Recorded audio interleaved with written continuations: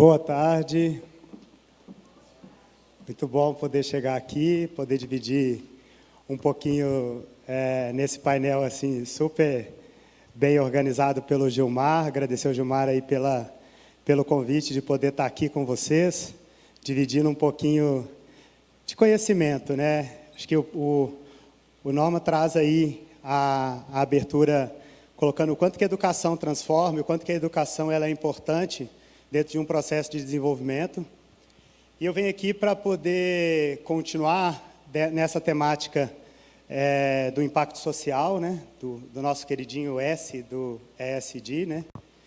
Mas a mensagem que eu quero trazer, bem conectada com o que o Neto traz ali, é justamente que o S começa pelo G. E é um pouco sobre esse lugar que eu quero acessar com vocês aqui, para a gente poder falar o quanto que isso é importante e quanto isso é relevante para uma sociedade que clama por impacto, né? E eu não tenho o objetivo aqui de compartilhar conteúdo com vocês. Conteúdo é o repertório que eu trago na minha mochila que me permite estar aqui com vocês hoje. Mas eu quero aqui também colocar o dedo, com todo respeito, mas o dedo na ferida para a gente entender que falar de impacto social é muito além do que a gente vem falando por aí. E pensar no S conectado com essa tríade do ESG, eu gosto de olhar a governança como uma jornada. E gosto de entender que se a gente não embarcar nessa jornada com a clareza de onde a gente quer chegar, são só iniciativas que a gente acabou despertando e que a gente acabou desenvolvendo. E aí eu trago já essa conexão, porque se o S começa pelo G, a clareza da nossa estratégia tem que estar amparada para que a gente defina aonde a gente quer chegar. Ou a gente tem uma nossa estratégia de forma clara, que delimita aonde a gente pode efetivamente chegar com as nossas organizações, ou a gente faz parte da estratégia de alguém. E conectando a pauta da estratégia, o S, ele precisa trazer e pressupor algo que eu venho falando muito, que eu gosto muito de dizer, que é o touch de alma. Eu estou aqui hoje porque eu estou aqui por propósito, gente. Diariamente eu olho para o meu propósito e eu avalio o quanto que eu estou conectado com o meu propósito. Do meu propósito inquieto, por pelo menos 20 anos, passando por empresas e vendo comportamentos que não necessariamente dialogavam com o mundo em grande transformação, eu decidi há 2 anos e 3 meses fundar a Hora. A Hora é hoje o ecossistema que eu me conecto para levar essa mensagem a partir do meu propósito. E trazer esse olhar para dentro das nossas organizações tem que ter touch de alma, gente. Não dá mais para a gente ficar entendendo e esse movimento de erros de dublagem. Erro de dublagem comum para vocês? Todo mundo sabe o que é um erro de dublagem? Você que balançou a cabeça aí? Qual que é o seu nome? Emerson. O que é erro de dublagem, Emerson? Quando o áudio não combina com o vídeo. Às vezes a gente está lá assistindo um filme clássico que a gente gosta e aquela tradução. E a gente está cheio de erro de dublagem, gente. Não tem uma empresa que eu passe, infelizmente, que eu não me deparo com erro de dublagem. Eu acabei de escrever um livro, a hora que eu terminar eu vou deixar esse livro para você, de presente. Obrigado, Emerson, por contribuir. Mas a gente precisa sair desse lugar, gente, de achar que falar de impacto social é colocar no Instagram que a gente tem uma instituição de caridade que a gente ajuda. A gente precisa sair desse lugar de dizer que tem práticas de ESG e a gente vai para dentro das organizações e a gente vê colaboradores doentes. E é nesse lugar que eu quero chegar com vocês. Porque as pessoas estão doentes dentro das organizações. A pauta de discussão é de saúde mental também.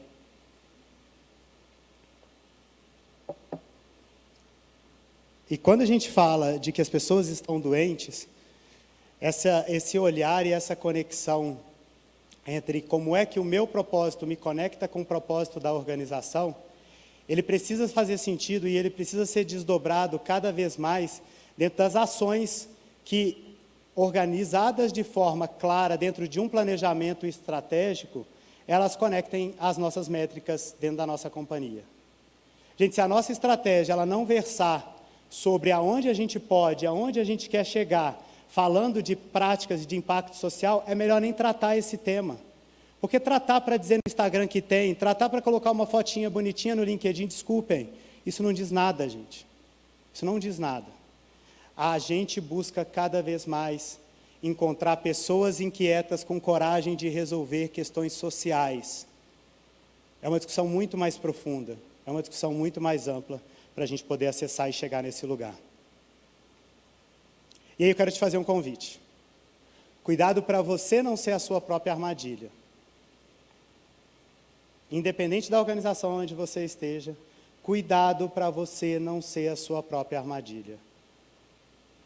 Porque quando a gente coloca esse olhar a partir do G para o S, pautado e conectado com a nossa estratégia, a gente precisa enfrentar que impacto social não é filantropia. Filantropia é lindo, filantropia é muito bonito. É muito legal a gente falar de filantropia. Que bom a gente poder falar. Mas quando a gente traz essa pauta para uma perspectiva de governança, para uma perspectiva de futuro, para uma perspectiva de mundo, a gente não pode simplesmente ser reducionista ao ponto de dizer que práticas de filantropia geram impacto social dentro da nossa organização e dentro dos nossos ecossistemas. E isso mexe, porque todos os lugares aonde eu passo e eu tenho a oportunidade de falar sobre a pauta da estratégia e conectar a pauta da estratégia com a pauta da governança, todas as ações que eu me deparo, que as companhias dizem de impacto social, são ações muito pontuais, são ações muito direcionadas, que podem ser lindas, mas não são ações que efetivamente olhem para uma perspectiva de mundo, para a gente entender qual é o nosso papel enquanto sociedade, qual é o nosso papel enquanto agentes de transformação, para a gente gerar impacto social. E nesse lugar, gente, tem alguns dados que a gente precisa acessar, mas o primeiro convite que eu falo, então, para a gente sair do ambiente de filantropia e entender esse olhar de impacto social, é que a discussão é de território. Não é mais uma discussão pontual que pode estar focalizada na cidade onde está a sua organização. A gente não pode entender que a discussão está localizada só aqui em Caxias. A discussão passa de Caxias. A discussão está no Rio Grande do Sul. A discussão está no sul do país. A discussão está no Brasil. A discussão está no planeta. É uma questão de território. Impacto social é território, não é filantropia. Filantropia tem a sua responsabilidade. E, mais uma vez, é lindo ações de filantropia.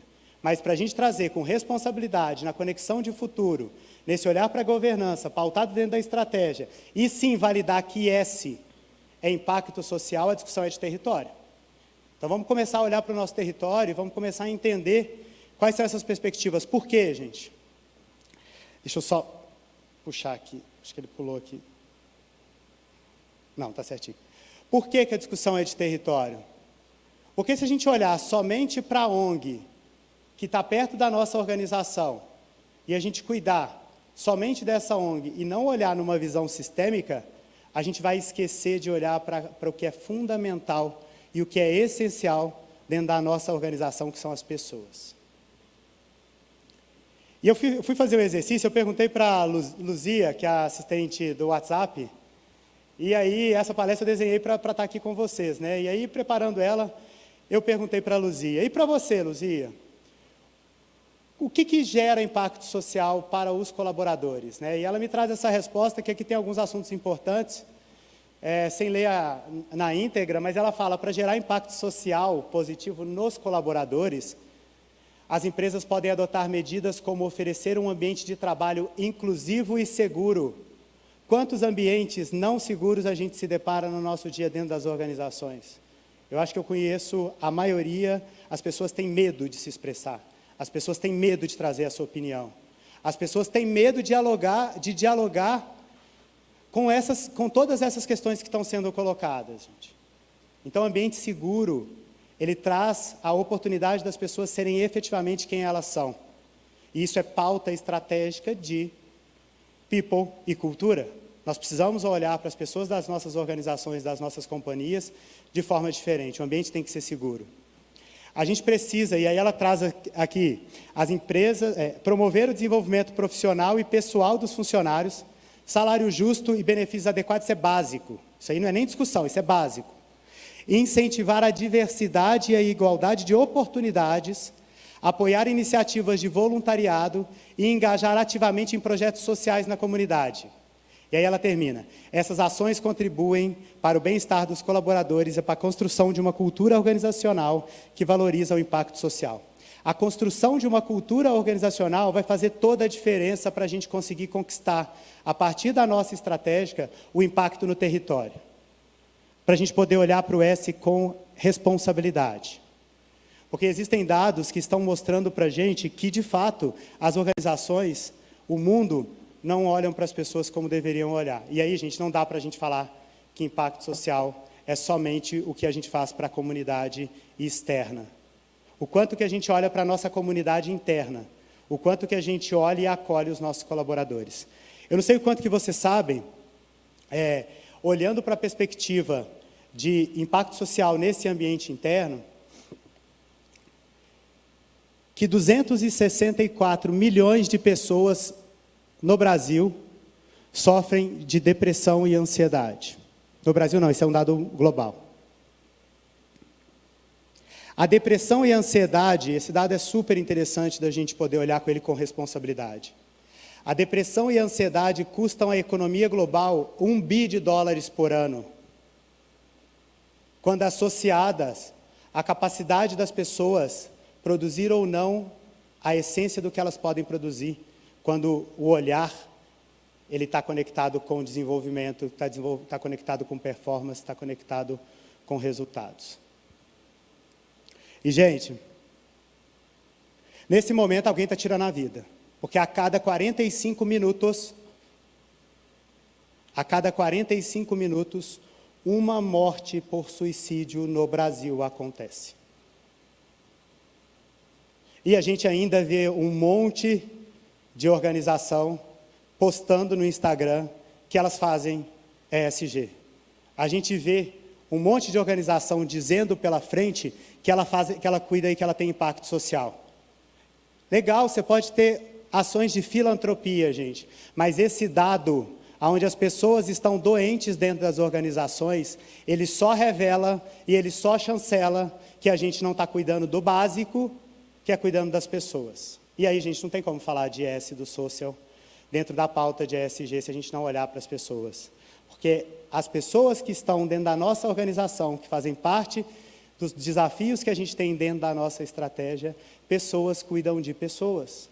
E pessoas doentes não estão conseguindo cuidar nem da própria vida. E por isso esse dado, se a gente for investigar um pouco mais esses dados de saúde mental, dentro dos aspectos do desenvolvimento e do contexto de como as pessoas estão organizadas no ambiente corporativo, a gente vai ver que quase 100% desse dado, onde as pessoas estão tirando a vida delas, são efetivamente por questões conectadas à depressão e doenças que nascem a partir do contexto social.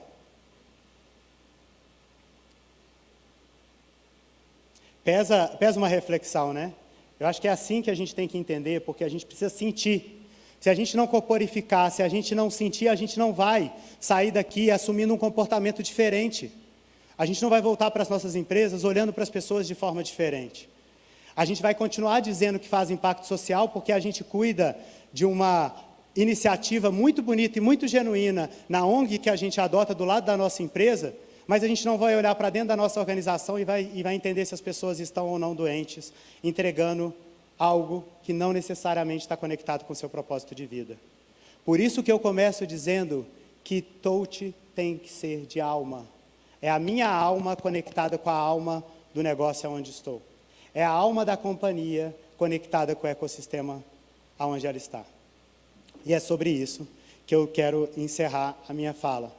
Dizendo para vocês que na minha percepção, me desculpem, mas essa é a minha percepção. A minha percepção pode não dialogar com a sua percepção e está tudo bem. Acho que esse é um espaço onde a gente pode efetivamente explorar, a partir de convites que a gente tem de compartilhar conhecimento, um debate massa, um debate diferente, que nos convida a tratar com urgência o que é urgente, que nos convida a olhar com urgência para as pessoas que estão dentro das nossas empresas. Porque, gente, não tem como a gente falar de impacto social externo se internamente essas pessoas não estiverem preparadas. Então, a discussão global de território é, sim, uma discussão urgente e que a gente precisa enfrentar.